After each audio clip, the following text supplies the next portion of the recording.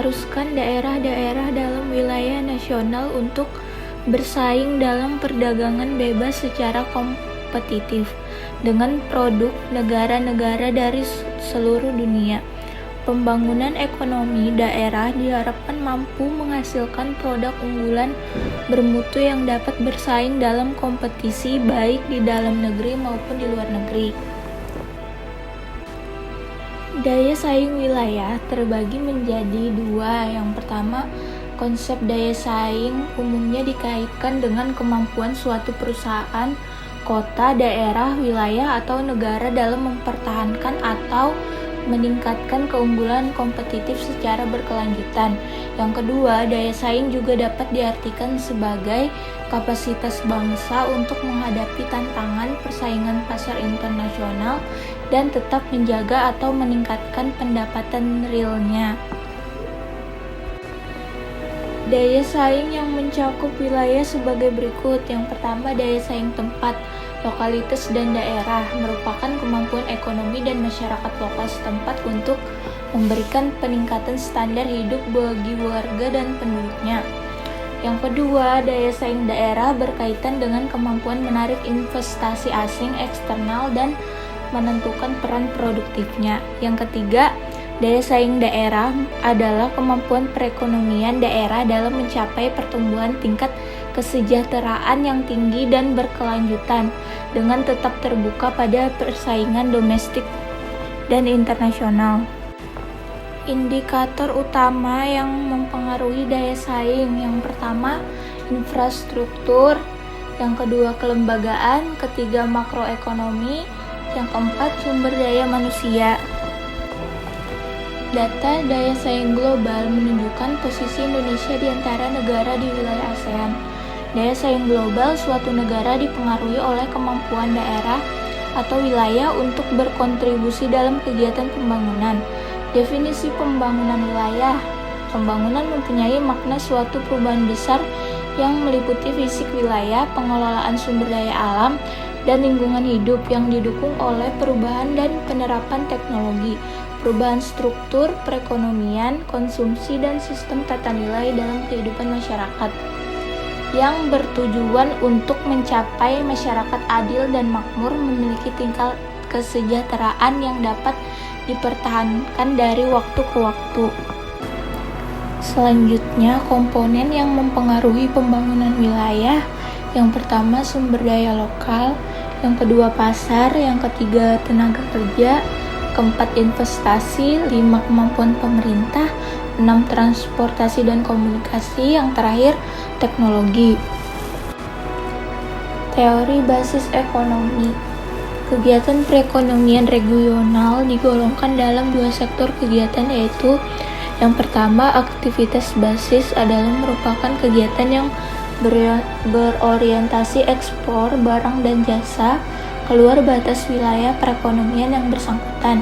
Yang kedua, non-basis adalah merupakan kegiatan berorientasi lokal yang menyediakan barang dan jasa untuk kebutuhan masyarakat dalam batas wilayah perekonomian yang bersangkutan. Otonomi daerah adalah hak wewenang dan kewajiban daerah otonom yang mengatur dan mengurus sendiri urusan pemerintah dan kepentingan masyarakat setempat sesuai dengan peraturan perundang-undangan. Tujuannya adalah dengan adanya otonomi daerah diharapkan agar terjadi pemerataan di daerah, sehingga dengan demikian daerah yang mendapatkan otonomi daerah itu tentunya akan lebih bisa mengurus pembangunan di daerahnya sendiri sehingga bisa lebih fokus dan maju. Kebijakan desentralisasi fiskal. A. Pemerintah pusat yang mampu melakukan pengawasan dan enforcement. B. SDM yang kuat pada Pemda guna menggantikan peran pemerintah pusat. Yang C. Keseimbangan dan kejelasan dalam pembagian tanggung jawab dan kewenangan dalam melakukan pungutan pajak dan retribusi daerah. Dana bagi hasil merupakan dana yang bersumber dari pendapatan APBN yang dialokasikan kepada daerah berdasarkan angka persentase tertentu untuk mendanai kebutuhan daerah dalam rangka pelaksanaan desentralisasi yang bertujuan untuk memperbaiki keseimbangan vertikal antara pusat dan daerah dengan memperhatikan potensi daerah penghasil. Sumber dana bagi hasil terdiri atas pajak bumi dan bangunan, bea perolehan hak atas tanah dan bangunan, dan pajak penghasilan.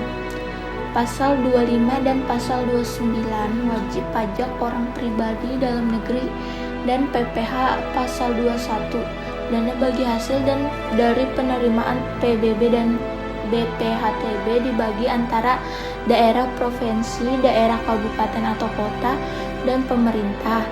Dana bagi hasil dari penerimaan PBB sebesar 90% untuk daerah. Jenis-jenis dana bagi hasil yaitu DBH pajak, pajak bumi dan bangunan, pajak penghasilan, cukai hasil tembakau. Sedangkan DBH dari sumber daya alam, kehutanan, minyak dan gas, perikanan, panas bumi, dan mineral dan batu bara. Dana alokasi umum merupakan salah satu transfer dana pemerintah kepada pemerintah daerah yang bersumber dari pendapatan APBN yang dialokasikan dengan tujuan pemerataan kemampuan keuangan antar daerah untuk mendanai kebutuhan daerah dalam rangka pelaksanaan desentralisasi yang bertujuan sebagai pemerataan kemampuan keuangan antar daerah untuk mendanai kebutuhan daerah otonom dalam rangka pelaksanaan desentralisasi. Dana alokasi khusus adalah alokasi dari anggaran pendapatan dan belanja negara kepada provinsi, kabupaten, atau kota tertentu dengan tujuan untuk mendanai kegiatan khusus yang merupakan urusan pemerintah daerah dan sesuai dengan prioritas nasional. DAK termasuk di dalam dana perimbangan di samping dana alokasi umum yang bertujuan untuk membiayai investasi, pengadaan dan atau peningkatan prasarana dan sarana fisik secara ekonomis untuk jangka panjang.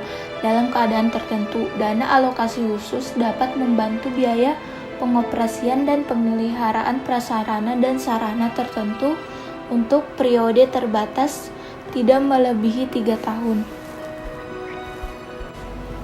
Kriteria pengalokasian DAK. Kriteria umum dirumuskan berdasarkan kemampuan keuangan daerah yang tercermin dari penerimaan umum APBD setelah dikurangi belanja PNSD. Kriteria khusus dirumuskan berdasarkan peraturan perundang-undangan yang mengatur penyelenggaraan otonomi khusus dan karakteristik daerah.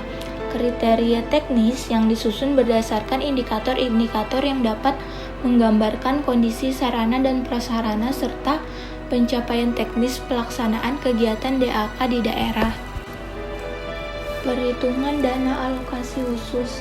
Perhitungan yang pertama, penentuan daerah tertentu yang menerima DAK, dan perhitungan 2, penentuan besaran alokasi DAK masing-masing daerah. Perimbangan keuangan pusat dan daerah.